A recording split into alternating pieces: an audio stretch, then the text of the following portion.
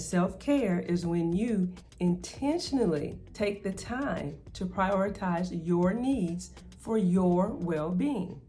Did you know that having a hobby can decrease your stress and increase your joy and happiness? Well, studies show that people who regularly engage in hobbies have higher levels of satisfaction and joy.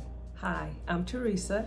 I'm a life coach, and here on my channel, we talk about personal growth, self-care, and life. Today, I want to share with you how hobbies boost your well-being. So therefore, hobbies are a form of self-care.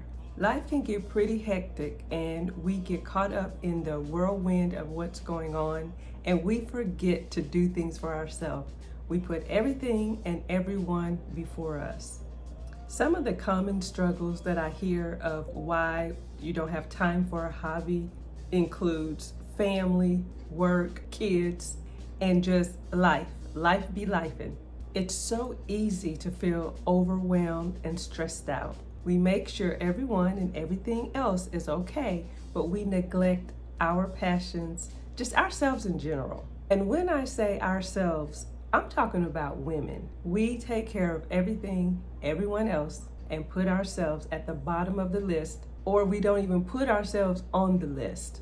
We have a list for checking things off the list, but we don't put ourselves on the list. And when we don't prioritize ourselves, this leads to burnout, being overwhelmed, and stressed. Does this sound familiar? Well, if this sounds familiar, that's the first step. Recognizing that it is time for a change. And the change we're talking about today is prioritizing hobbies in our life. Hobbies are a form of self-care. Self-care is when you intentionally take an active role in protecting your well-being. Incorporating and engaging hobbies is a form of self-care. Your hobby is something that you regularly engage in that brings you pleasure and relaxation. And it is not meant to be put on the back burner for whenever you have time.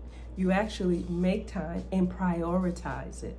Having a hobby is a way to disengage from the daily grind of whatever it is that we do. Whether it's reading a book, painting, gardening, knitting, running, walking, playing a musical instrument, whatever it is that you enjoy. I'm going to share 3 things with you that a hobby can do for you. First, de-stress and unwind. It is that way of you disengaging from the grind that we are involved in, the whirlwind throughout the day. Our bodies are not designed to continuously operate in high levels of stress. There is a healthy level of stress, and it's unfortunate, but many people function in the high level, revved up stress at all times. And what happens? Your body will talk to you loud and clear and sit you down. Prioritize yourself so that you are de-stressing, and a hobby can do that for you. Get you a hobby. Hobbies can also lead to social interactions. So if you are involved in, and I'm just going to use for example, let's say photography. You know that's been a passion of yours, but you kind of put it to the wayside. It just got pushed down, and you decide, I'm going to bring this back into my life. You may get involved in a local photography club or even online photography club, and you begin to meet people with that similar interest, and you create a community, a social interaction based on this joy and passion that you have. Community and social interaction is a way that we thrive and grow. So get you a hobby.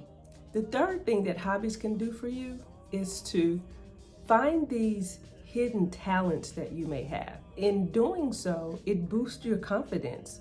It gives you that ability to try new things. I hear your thoughts. I just heard someone think, but I'm too old to find or try something new. Well, in the words of the late Mac Williams, and that's my daddy, he said that as long as I'm on this side of the dirt, I could try something new. I want you to take that mantra. As long as you're on this side of the dirt, you can try new things, you can have self-discovery, and guess what? If you try something new and you don't like it, you don't have to do it anymore. I'll give you an example. I'm a planner girl. And back in the day, I was introduced to the planner community online. In the planner community, they use lots of stickers and different markers, and they color code their planners. And I was so excited. So I go out and I purchased my stickers. I purchased different color markers to color code. And I tried that and it wasn't for me. I got anxious. It was too much. I'm trying to decide, well, should I use this sticker? Should I use this color? How do I know when to do what, where to use what, when to do it? And I came to the realization that I just didn't have a connection with the stickers, color coding in my planner. I'm a planner girl, but that part, I had no connection with it. So I bundled all those supplies up and gave it to someone who that was their joy. If you try something new and you don't like it, it does not bring you joy, don't do it and move on to the next. But get you a hobby. Something else that others have shared with me when it comes to hobbies is I don't even know what I like anymore. I would recommend think back to what was it that you enjoyed earlier in life that you would do this thing and before you knew it, time passed, and start there. Or try something new. Reflect on what are those passions that you have suppressed and just go from there. But the key is you have to make time for the hobby.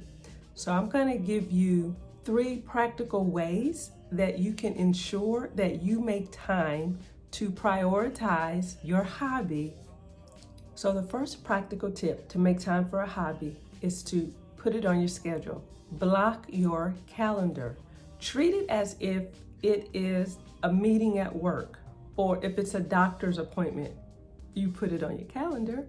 So prioritize your hobby, block that time out, put it on your calendar. The next practical tip to help you schedule time for your hobby is to set boundaries. Now I know that right there makes some people feel very anxious just hearing the word boundary. You have to learn to say no to additional activities or responsibilities that take time away from you. The third practical tip to consider to schedule time for your hobby is to combine it with something you already do daily. Is there a daily routine that you can incorporate your hobby while doing? For example, my hobby is reading, and I was introduced to audiobooks. I now use Libby through my library, and I am able to listen to my books as I prepare during the day or eating lunch, walking, those type of things.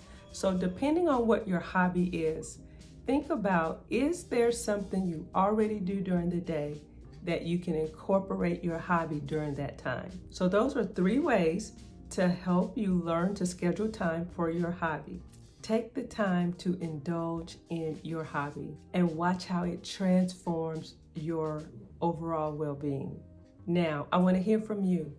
In the comments, share what are your favorite hobbies. If you found any value in the topic today, please like the video, subscribe to my channel, and share it with a friend.